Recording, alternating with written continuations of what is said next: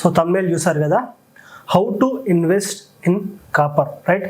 So ఇక్కడ మనకు చాలా రోజుల నుంచి నడుస్తున్న ఒక విషయం ఏంటంటే కాపర్ అనేది నెక్స్ట్ గోల్డ్ అవుతుంది. సో కాపర్ అనేది నెక్స్ట్ క్రూడ్ ఆయిల్ కాబోతుంది. అంటే అవి ఎంత హైప్లో ఉన్నావో ఇవి కూడా అంత హైప్లోకి రాబోతుంది అని చెప్పేసి మనకైతే ఒక మ్యాటర్ అయితే నడుస్తూ ఉంది. అది నిజంగా ఆ లెవెల్కి పోతుందా, పోవడానికి ఛాన్సెస్ ఏమున్నాయి, రైట్. ఒకవేళ కాపర్లో ఇన్వెస్ట్మెంట్ చేస్తే మంచిదేనా, ఇప్పుడు ఇన్వెస్ట్మెంట్ చేయవచ్చా, ఇది కరెక్ట్ టైమేనా? సో ఇంకో విషయం గుర్తుపెట్టుకోండి, సో కాపర్లో ఇన్వెస్ట్మెంట్ చేయాలంటే ఎలా, కాబట్టి ఇలాంటివన్నిటిని కలిపి మనమైతే సో ఈ వీడియోలో అయితే మనం నేర్చుకోబోతున్నాము. ఎలా ఇన్వెస్ట్మెంట్ చేయాలి, ఆ హైప్ ఎలా ఉంది, సో హైప్ నిజమా కాదా, సో ఇవన్నీ మనం అయితే డిస్కస్ చేయబోతున్నాము. సో ఖచ్చితంగా సో వీడియోని అయితే ఇప్పుడే సబ్స్క్రైబ్ చేసుకోండి, ఖచ్చితంగా లైక్ అయితే చేయండి. ఎవరైతే ఇంట్రెస్ట్గా ఉంటారో కాపర్లో ఇన్వెస్ట్మెంట్ చేయడానికి సో వాళ్ళకైతే ఖచ్చితంగా వీడియోని అయితే షేర్ చేయండి, రైట్.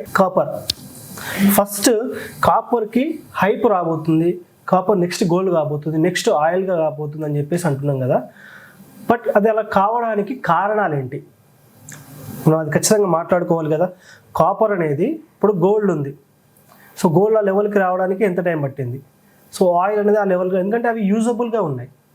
బట్ ఇక్కడ కాపర్ గురించి చెప్తున్నప్పుడు మీకు కొన్ని షాకింగ్ న్యూస్ తెలుసు. ఎందుకంటే కాపర్ గోల్డ్ కాదు, ఆయిల్ కాదు, అంతకంటే పెద్ద స్థాయికి పోయే ఛాన్స్ అయితే 100% అయ్యి ఉంది. బట్ రీజన్స్ మనకి ఎప్పుడైనా సరే రీజన్స్ కావాలి. సో నేను రీజన్స్ చెప్తాను వినండి.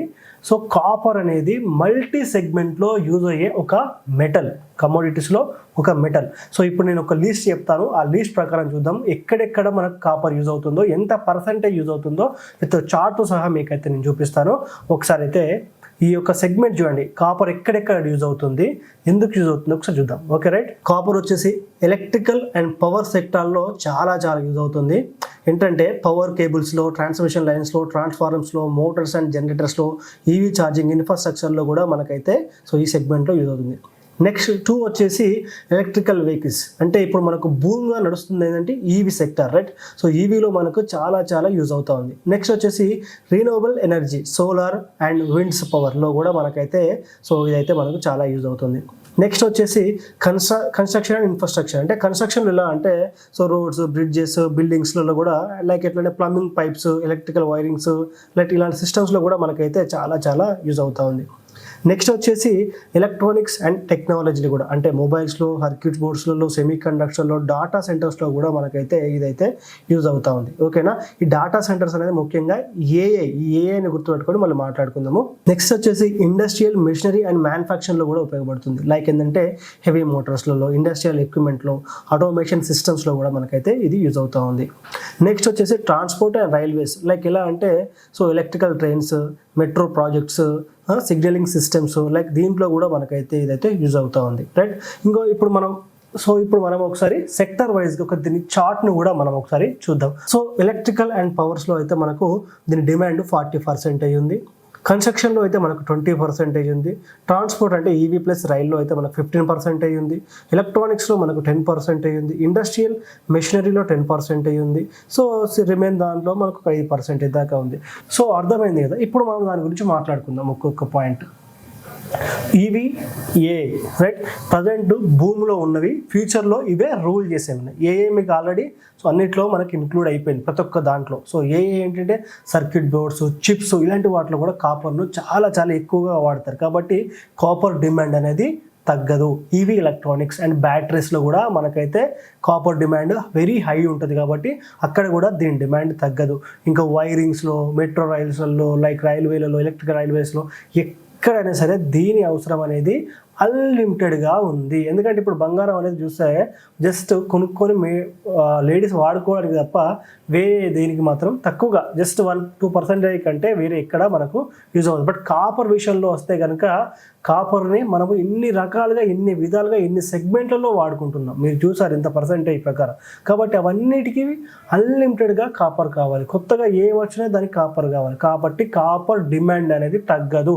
మీరు లాస్ట్ 1 yearలో చూసుకుంటే కనుక సిల్వర్ 100%, అదేవిధంగా గోల్డ్ 75%, అదేవిధంగా కాపర్ వాటితో పాటుగా 50% రిటర్న్స్ ఇచ్చింది, ఇంకా ఇవ్వబోతుంది.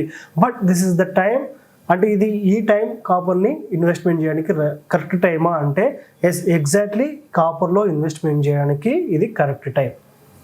గుడ్. ఇప్పుడు మీరు ఏం తెలుసుకున్నారు కదా ఎందుకు కాపర్ డిమాండ్ ఉంటుందని చెప్పేసి. నెక్స్ట్ కాపర్లో మనము ఎలా ఇన్వెస్ట్మెంట్ చేయాలి, రైట్, ఇది చూద్దాం. సో కాపర్లో ఇన్వెస్ట్మెంట్ చేయాలంటే మనకు ఒక బ్యాడ్ థింగ్ ఏంటంటే మనకు ఇండియాలో ఓన్లీ వాటిని మెజర్ చేస్తున్న అంటే ఎట్లా అంటే ఏమంటారంటే మైనింగ్ కంపెనీస్లో మాత్రమే మనం ఇన్వెస్ట్మెంట్ చేసేట్టుంది. ఇంకోటి ఏంటంటే ఫిజికల్గా ఉంది.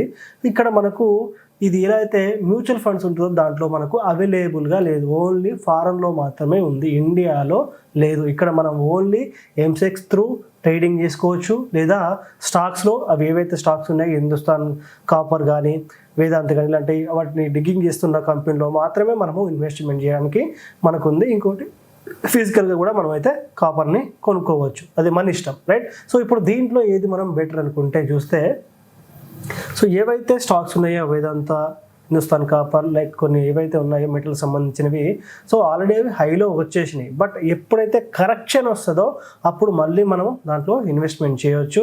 అదేవిధంగా నేనేమంటున్నానంటే ఫిజికల్ కాపర్ కొనుక్కునే అవకాశాలు ఉంటే కనుక ఫిజికల్ కాపర్ కొనుక్కొని దాన్ని అయితే మీరు సేఫ్గా దాచుకోండి, రైట్. ఇలా అంటే గోల్డ్ అయితే సిల్వర్ తెలియదు, ఎందుకంటే ఫ్యూచర్లో దీని డిమాండ్ హైగా ఉంటుంది. బట్ మన సెల్లింగ్లో ఇబ్బంది పడతారు. మళ్ళీ ఎందుకంటున్నా అంటే సెల్ చేసేటప్పుడు దాన్ని మనం క్వాలిటీగా మళ్ళీ ఇవ్వగలగాలి. ఇక్కడ ఇదొక ప్రాబ్లం ఉంది.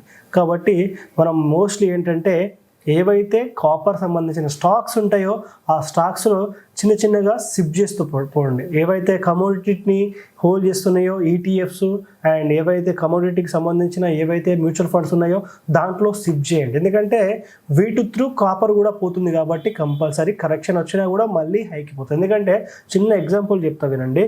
2002 సంథింగ్లో 2000కు తులం వచ్చిన బంగారము 2025 వచ్చేసరికి 1,40,000 దగ్గర మనకైతే రన్ అవుతా ఉంది.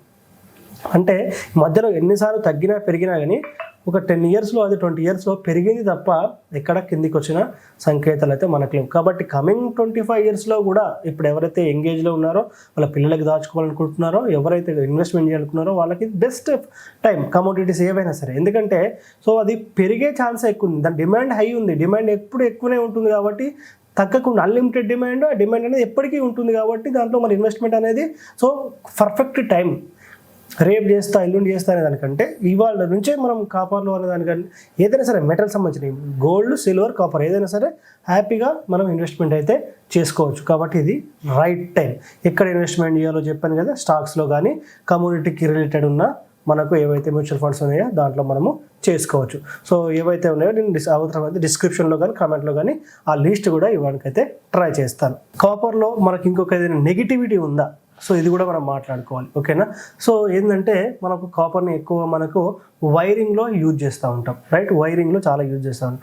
ఒకవేళ కనుక ఇప్పుడు ఎట్లాగైతే సో మనకు వైర్లెస్ రూటర్స్, వైర్లెస్ కనెక్టివిటీస్ వస్తున్నాయి కదా, ఆ విధంగా ఒకవేళ వైర్లెస్ కనెక్టివిటీస్ వస్తాయి కనుక లైక్ పవర్కి మనకు కాస్త డౌన్ అయ్యే పరిస్థితి ఉంటుంది కానీ ఎలాంటి డిమాండ్ అనేది తగ్గదు. కాస్త ప్రైస్ అనేది కరెక్షన్ అవుతుంది తప్ప ఇన్ ఫ్యూచర్లో తగ్గడానికి ఛాన్స్ అయితే లేదు. జస్ట్ కరెక్షన్ అయ్యి మళ్ళీ హైప్ వచ్చేసి మళ్ళీ పైకి కంపల్సరీగా వెళ్ళిపోతూ ఉంటుంది. కాబట్టి మనకు ఏ సెక్టార్ వైజ్గా దీంట్లో చూడండి. ఇప్పుడు నేను మీకు చార్ట్ ఇచ్చాను చూడండి. ఆ చార్ట్లో దేంట్లో పర్సంటేజ్ ఎక్కువ ఉంది ఫస్ట్ చూసుకోండి, ఓకేనా. ఆ పర్సంటేజ్ ఏ స్టాక్స్ ఏ సెగ్మెంట్లలో వెయిటేజ్ ఎక్కువ ఉంది అది చూసుకోండి. చూసుకున్న తర్వాత ఆ స్టాక్స్లో ఆ సెగ్మెంట్లలో ఇన్వెస్ట్మెంట్ అయితే చేస్తూ పోండి, రైట్. సో ఈ విధంగా మనం కాపర్లో అయితే ఇన్వెస్ట్మెంట్ చేయడానికి ఎలాంటి ఇబ్బంది లేదు. సో కాపర్లో ఖచ్చితంగా ఇన్వెస్ట్మెంట్ చేయాలి, చేస్తూ హోల్డ్ చేయాలి కూడా, ఓకేనా. వెంటనే సెల్ చేయడము, లాభం రావుగానే తీసేయడం లాంటివి చేయకండి. లాంగ్ టర్మ్ చేయండి. చేస్తున్న 10-15 ఇయర్స్ లాంగ్ టర్మ్ చేస్తే కనుక మంచి హ్యూజ్గా ప్రాఫిట్ వచ్చే అవకాశాలు అయితే కంపల్సరీ ఉంటాయి. కాబట్టి మీరు కాపర్లో ఇన్వెస్ట్మెంట్ చేసుకోండి. సో చూసారు కదా, సో కాపర్ సంబంధించిన ఇది మనకు పూర్తి నాలెడ్జ్.